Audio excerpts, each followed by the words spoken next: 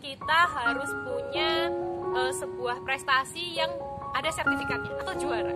Sertifikat juara itu yang minimal pasti ada minimal atau minimal satu lah. Oh, minimal Iya, minimal satu. Iya. Gak apa-apa, itu minimal satu. Ada prestasi ya. Prestasinya mau non akademik, akademik, itu no problem, yang penting juara. Ayo. Halo, nama aku Reni Novi. Nah, kita akan bahas-bahas seputar Mawapres. Nah, ini Mawapresnya guys. Wah, ini juga ini calonnya ya. Amin ya, doain. Nah, kali ini aku bakal sharing bareng, soalnya banyak banget teman-teman yang nanyain gimana sih kok bisa ikut Pilmapres terus lolos. Kok bisa sih jadi Mawapres itu gimana ya, kayak gitu kan. Banyak banget. Terus abis itu karena temenku sendiri jadi Mawapres, gila sih ini. Jadi kita punya kesempatan buat sharing-sharing bareng. Iya. Nah, jadi aku mau tanya-tanya nih Mbak, awal jadi Mawapres itu gimana sih? Motivasi Mbak Novi buat ikut gitu Mawapres itu kayak apa? Awalnya ya, kalau awalnya itu sebenarnya waktu tahu Mawapres itu semester apa ya, semester pertengahan lah. Itu waktu itu aku ikut UKM. Nah di situ tuh UKM ku namanya Lingkar Studi Pendidikan. Nah di FGIP. Nah itu tuh salah satunya itu kakak tingkat angkatan 2015 itu dua kakak tingkat itu jadi Mawapres 1 FKIP, Mawapres 2 FKIP. Nah itu di situ berawal dari sharing Mawapres itu apa, kemudian kita tahu. Nah teman-teman buat yang belum tahu nih, aku kasih tahu kalau Mawapres, tapi pasti udah pada tahu gitu ya. Udah, Mawapres itu sebuah ajang atau kompetisi yang bergengsi sebenarnya, sangat bergengsi. Itu mahasiswa berprestasi kepanjangannya. Nah di sini itu diselenggarakan oleh Dirjen Perguruan Tinggi, ada tingkat nasional paling tinggi. Nah, tapi untuk menempuh nasional ini ada beberapa tahap. Ini dari seleksi prodi, seleksi fakultas, kemudian universitas, dan mewakili universitas, seperti itu. Dulu itu waktu di prodi ada seleksinya juga nggak sih Mbak? Ada. Seleksinya seperti apa? Oh, jadi mungkin setiap prodi itu beda-beda ya. Nah, kalau di prodi kita, prodi PG PAUD, aku dari PG PAUD ya, itu dulu itu di share dulu, itu terbuka untuk umum sebenarnya. Jadi siapapun yang mau daftar, oke silahkan daftar kayak gitu. Yang bagi yang memenuhi syarat-syaratnya. Jadi ada syarat-syarat wajibnya teman-teman supaya mau bisa ikut seleksi Pilmapres atau pemilihan mahasiswa berprestasi itu ada syarat wajibnya, fardu ainnya. Apa Mbak itu? Pengen tahu ini ya? Iya, bisa sharing-sharing Mbak. Oke, nah jadi syarat wajibnya itu kita harus punya sebuah prestasi yang ada sertifikatnya atau juara. Sertifikat juara itu. Yang minimal pasti ada minimal atau minimal satu lah. Oh, minimal satu. Iya. Gak apa-apa, itu minimal satu. Ada prestasi ya. Prestasinya mau non akademik, akademik, itu no problem, yang penting juara, ada sertifikat juara. Nah, yang kedua itu ada syarat wajibnya itu IPK. IPK pasti teman-teman udah di atas lah ya, nggak begitu banget. Nah, yang ketiga itu adalah apa ya? Apa aku? Karya tulis? Iya benar, karya tulis ilmiah. Jadi teman-teman yang mau ikut Pilmapres, pemilihan mahasiswa berprestasi itu harus bikin karya tulis ilmiah. Nah ada tipsnya lagi nih, buat karya tulis ilmiahnya itu harus sesuai dengan keilmuan prodi kita. Oh, jadi harus linear gitu ya? Iya, misalkan aku PG PAUD ya aku harus bikinnya tentang anak usia dini, entah itu tentang gizi anak usia dini lah atau apa yang lainnya. Yang penting itu tentang keilmuan kita. Karena ada temanku tuh yang bagus banget itu, tapi sayangnya nggak sesuai dengan prodinya kayak gitu. Jadi sebelum kita ikut itu harus benar-benar emang cari tahu lah, minimal tuh tanya-tanya sama kakak-kakak yang udah pernah gitu. Iya. Habis dari prodi kan ke fakultas tuh Mbak. Kalau dari fakultas itu tahapannya apa aja Mbak? Dari fakultas itu tahapnya itu ada 4. Ada lumayan 4 ya, guys. Lumayan ya, 4. Ada 4 tahap. Seleksinya itu ada 4 tahap. seleksi berkas yaitu CV, yang kedua ada karya tulis ilmiah, yang ketiga nanti ada presentasi karya tulis ilmiahnya itu nanti sekaligus tanya jawabnya, bukan bahasa Indonesia kok. Nah, yang terakhir ini, yang terakhir ini adalah wawancara pakai bahasa Inggris. Wah, ini nih yang biasanya bikin sebelum daftar, waduh ini ada bahasa Inggrisnya, ya udah deh mundur dulu gitu ya. Nah, kayak itu pikir gitu kan. Nah, tapi sebenarnya nggak usah khawatir, Ren. Kamu juga bisa, Ren. Wah. Ya, kamu udah itu. Besok tahun 2021. Doain ya, persiapin aja. Nah, jadi buat teman-teman ada 4 itu tadi. Nah, kalau dibahas semua detail itu bakal lama banget ya sebenarnya. Oke, kita bahas yang umum aja, ini ada 4 ya. Kalau di fakultas FKIP yang UNS itu ada 4 itu. Mungkin untuk teman-teman yang lain dari universitas lain itu beda-beda lagi nanti gimana. Nah, Ren, nggak usah khawatir tentang bahasa Inggris. Aku juga sebenarnya nggak pintar bahasa Inggris. Nah, terus gimana Mbak? Kok bisa jadi mawapres padahal nggak bisa bahasa Inggris? Oke, ini jujur banget ya. Tapi bukan merendahkan mawapres itu nggak bisa bahasa Inggris atau apa. Jadi teman-teman, mawapres itu kan mahasiswa berprestasi. Nah, mahasiswa berprestasi itu tidak harus dia pinter segalanya, tapi dia itu berprestasi non akademik, akademik. Nah, tadi kan ada 4 ya dari fakultas ya. Nah, aku tambahin lagi 1. Apa? Dari ketentuan Allah. Wah, ini itu. nih. Jadi ini nggak bisa di ini.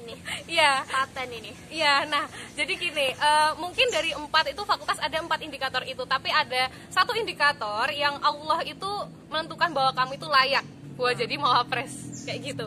Nah, jadi nggak perlu takut antara 4 ini. Misalkan kamu gitu Ren, misalkan kamu CV-nya bagus nih Ren. Nah, CV itu kan kayak merepresentasikan diri kita, terus kayak kita ikut organisasi lah, terus ikut lomba lah, seminar-seminar, jadi pembicara, MC ataupun apa itu. Nah itu dikumpulin aja semua, kayak gitu. Itu nanti cantumin aja semua di situ. Terus public speaking, misalkan kamu pernah jadi, ya itu tadi MC atau ikut training apa, pokoknya semua sertifikat yang ada digabung aja. Entah itu masuk atau enggak, sebenarnya itu ada buku panduannya sendiri Ren. Oh iya, ada Mbak. Ada buku panduannya sendiri. Nanti pun kalau kejuaraan pun ada sendiri. Misalkan kejuaraannya tingkat provinsi, tingkat nasional, internasional itu ada sendiri kayak gitu. Jadi itu kalau untuk poin 1 CV itu dimaksimalkan kayak gitu. Ya, yang waktu itu tuh aku sempat ingat. Jadi kalau teman-teman tuh mungkin CV ku tuh waktu itu sampai 3 lembar. Wih, gokil nih, anak berprestasi banget guys. Tapi itu ya udah aku masukin aja semua kayak gitu. Jadi teman-teman tuh nggak usah takut ini masuk nggak ya penilaian ya, ini itu nggak ya, ini nggak ya. Pokoknya yang penting tuh kita nyoba aja, maju aja kayak gitu. Apalagi pokoknya yang semangat aja, nggak usah pikir aku dari prodi ini bisa nggak ya, aku saingan sama prodi bahasa Inggris bisa nggak ya, pendidikan kimia bisa nggak ya. Oh iya Mbak, katanya tuh dari prodi PG PAUD ini yang pertama kali ya kayak pecah rekor gitu nggak sih? Iya, sempet kaget gitu juga. Keren. Nah itu sempet kaget juga teman-teman, jadi kayak gitu. Nah untuk KTI-nya itu yang tadi itu ya sesuai dengan prodi kita, keilmuan kita. Kemudian yang ketiga presentasi. Nah pas presentasinya itu garis besar aja ya teman-teman. Di belakang ada adik-adik. Ya maaf teman-teman, ini karena kita di prodi PG PAUD. Jadi otomatis banyak anak-anak. Iya nggak apa-apa. Yuk lanjut Kak. Oke, kita lanjut, iklannya udah. Jadi tadi sampai mana ya Ren? Sampai presentasi ilmiah. Pas presentasi ilmiah itu intinya mempresentasikan karya kita. Jadi kamu yang tahu sendiri karya kamu yang paling tahu, anggap aja kayak gitu. Walaupun enggak, maksudnya kamu yang buat karyanya, kamu jangan sampai ragu waktu presentasi. Meyakinkan ini bener. Yang juri yang bakal nanya-nanya itu tadi kan. Iya benar banget. Jadi kita meyakinkan. Ya udah presentasi aja, biasa pakai PowerPoint, dan itu sebenarnya waktunya sangat mepet banget waktu itu aku presentasi jam katakanlah jam 9, aku bikin PPT-nya itu jam 6. Tapi jangan ditiru teman-teman, aduh. Deadliner banget ini. Deadliner sekali. Soalnya aku nggak tahu kalau emang ada seleksinya yang pakai presentasi tahu, tapi nggak tahu kalau misalkan itu harus bikin PPT yang lainnya. Jadi itu baru tahu, dikabarin kamu udah buat ini belum? Wah. Wah. Itu malamnya itu baru dikasih tahu. Nah, yang poin terakhir itu Apa? ada apa tadi ya? Bahasa Inggris. Iya, Wawancara bahasa Inggris. Nah, untuk wawancara bahasa Inggrisnya itu aku bener-bener nggak bisa bahasa Inggris sebenarnya. Aku tuh sempet ya Allah minder banget gitu loh. Aku cuman bertekad, ya Allah aku maju, aku udah dipasrahin sama prodi, jadi aku pokoknya pasti ada hikmahnya kayak gitu loh. Iya, Aku bisa maju ke sini, bisa makilin prodi. Minimal aku nggak ekspektasi banget loh aku bakal jadi Mawapres 3. Jadi aku minimal aku nggak memalukan prodi aku kayak gitu. Oh iya. Kayak gitu Yang banget penting ya. udah maju, udah usaha gitu Iya. ya. Nah, di situ aku benar-benar mempersiapkan. Satu malam aku ngesiapin kayak aku Teks. iya, bener banget. Jadi teman-teman yang khawatir misalkan bingung, ya Allah bahasa Inggrisnya gimana ya? Ya bahasa Inggrisku pas-pasan banget kayak gitu. Dan aku tuh kayak bingung nggak tahu, ih nanti apa ya? Nah di situ aku malam-malam bukannya aku bikin slide presentasi, tapi aku malah searching pertanyaan-pertanyaan yang mungkin akan muncul ketika nah itu salah satunya trik juga teman-teman. Itu paling yang harus dipersiapin tuh kayak gitu. Jadi kita harus kayak cari tahu gitu. Gimana sih nanti apa ya kira-kira yang bakal ditanyain, mau ikut beasiswa ataupun apa itu kayak harus cari tahu dulu kayak Bener gitu. banget. Jadi intinya baca kayak gitu. Jadi malam itu kan kayak 4 poin itu CV oke lah aku udah aku kira aku udah cukup ya. Bekalku udah maksimalin di CV. Kemudian untuk paper KTI-nya juga udah kita print, okay.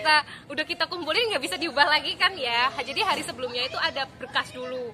Kayak gitu, seleksi berkas dulu. Terus kita dapat undangan, baru kita seleksi yang itu. Iya, presentasi sama wawancara bahasa Inggrisnya. Nah, yang buat wawancara bahasa Inggris karena aku ngerasa dari 4 ini yang paling aku takutin itu bahasa Inggris dulu.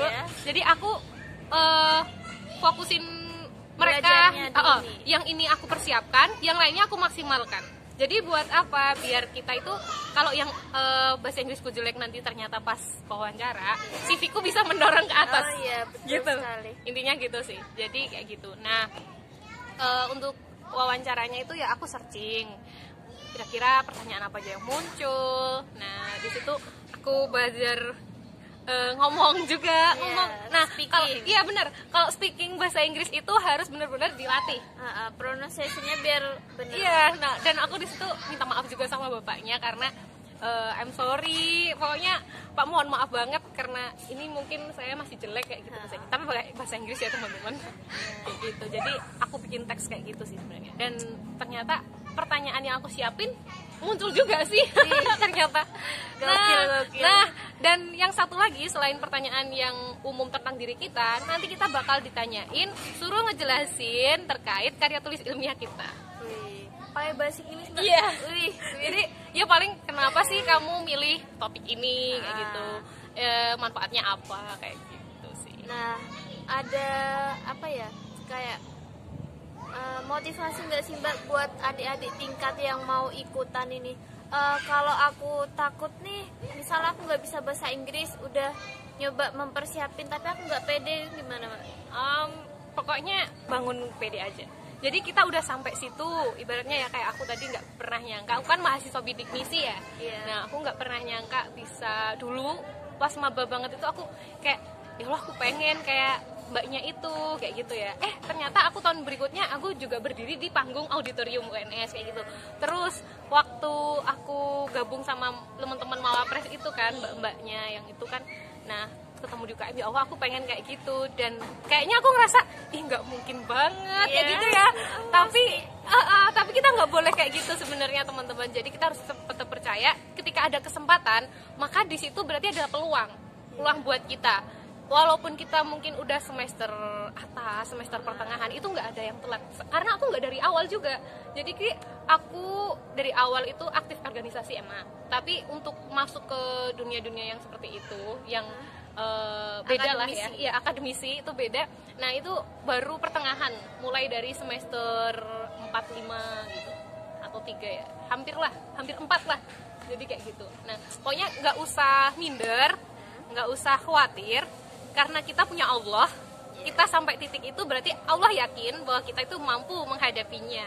kayak gitu, menghadapi segalanya. Jadi kita persiapkan saja, jangan fokus ke kelemahan, tapi fokuslah bagaimana untuk kita bisa memberikan sisi positif kita yang lain. Kalau kita fokus ke kelemahan kita, sisi positif kita nggak akan berkembang. Jadi kita fokus ke sisi positif kita aja, biar kelebihan kita menutupi kekurangan kita. Keren gitu banget sih Mbak. Makasih ya Mbak udah mau bergabung, mau sharing-sharing buat teman-teman yang lain.